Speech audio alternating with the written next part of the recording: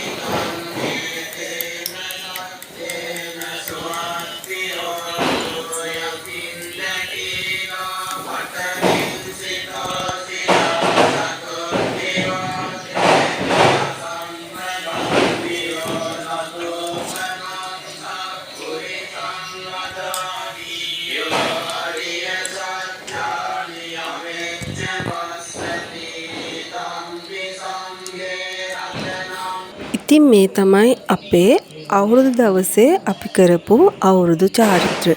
මේ විදිහට තමයි අපේ ගෙදර ඉතින් අවුරුදු චාරිත්‍ර වුණේ. බබාලා දෙන්න නම් නිදි තාම පාන්දරින්ම තිබුණු නිසා එයාලට ඉතින් කතා කරේ නැහැ. අපි බොහොම සරල සැහැල්ලු පින් සිතින් මේ අවුරුද්ද සුබදායි වෙන්න කියලා අපි ප්‍රාර්ථනා කරා.